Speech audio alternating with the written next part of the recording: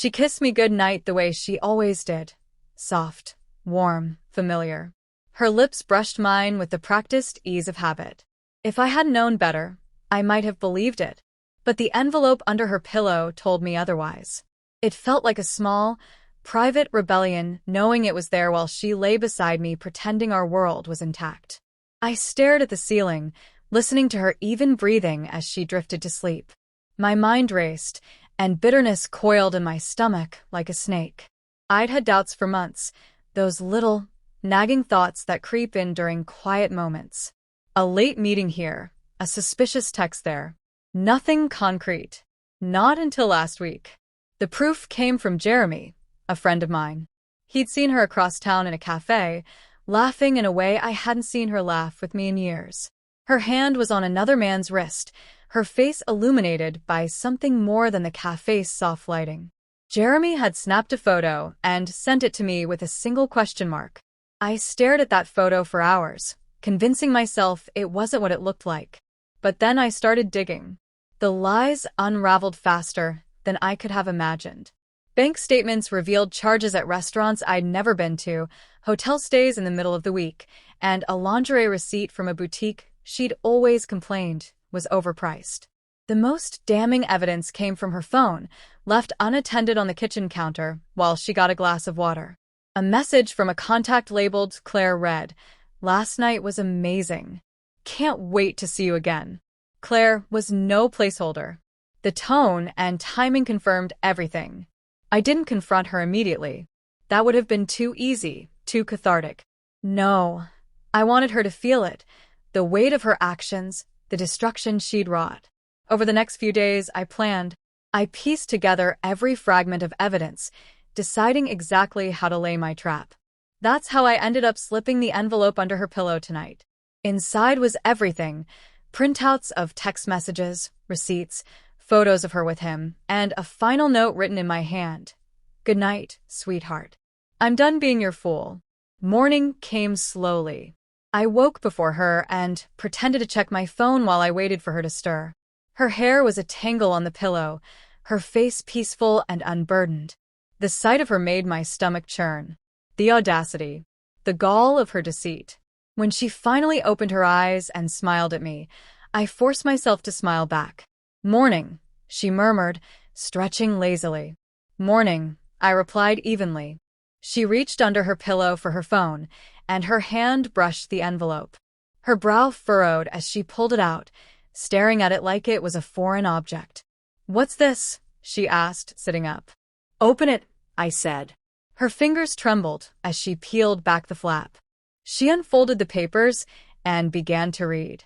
I watched her face change, the color draining, her lips parting slightly as her breath quickened. By the time she reached the end, her hands were shaking so badly the papers crinkled audibly. "Mark," she whispered, her voice thin. "Yes, dears?" I said, my tone dripping with venom. She looked at me, eyes wide and filled with tears. "I can explain." I laughed, a sharp, bitter sound that made her flinch. "Oh, I'm sure you can. Go ahead, Claire. Or should I call you by your real name? Emily? Or perhaps cheating wife will suffice." "It's not what it looks like," she stammered, tears spilling down her cheeks. "Not what it looks like?" I shot back, standing and looming over her. "You've been sneaking around, lying to my face, spending our money on hotel rooms and dinners with another man. What part of that isn't what it looks like?" Her mouth opened and closed like a fish gasping for air. She reached out to touch my arm, but I pulled away sharply. "Don't," I said, my voice cold. "You don't get to touch me. Not after this." "Mark, please," she sobbed. "It was a mistake. I love you. It didn't mean anything." I shook my head. "You don't get to downplay this. You don't get to rewrite the narrative. You made your choices, Emily. Now you'll deal with the consequences." I walked to the dresser and picked up a second envelope. "What is that?" she asked, her voice trembling. "Divorce papers," I said, tossing them onto the bed. "I had them drawn up yesterday. Sign them or don't, it doesn't matter. I'm leaving, and you're going to explain to everyone why our marriage fell apart." She collapsed onto the bed, sobbing into her hands. I didn't feel pity, only a grim satisfaction. For years, I'd been the steady one, the loyal one, the husband who kept the wheels turning while she chased her whims. This was my reward: infidelity and lies. I grabbed my pre-packed bag and headed for the door. "Oh, one more thing," I said, turning back. "I've sent copies of everything to your parents. I thought they'd appreciate knowing the truth about their perfect daughter." Her head snapped up, her eyes wild with panic. "Mark, no. You can't." "I already did," I said, stepping out and slamming the door behind me. I didn't look back. I didn't need to. The world she'd so carefully constructed was already crumbling, and she had no one to blame but herself. Over the next few weeks, the fallout was spectacular. Her parents called me, shocked and apologetic, asking if there was anything they could do. Her friends, the ones who hadn't known or condoned her behavior, reached out to offer their support.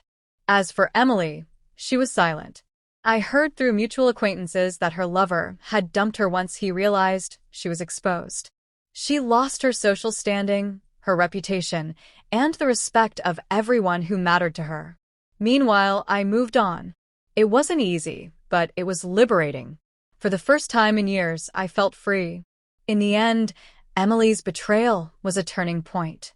It hurt, yes, but it also reminded me of my worth. I deserved better. And now, finally, I could pursue it without the weight of her deceit dragging me down.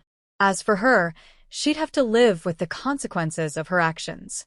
And that, I thought, was the most satisfying revenge of all.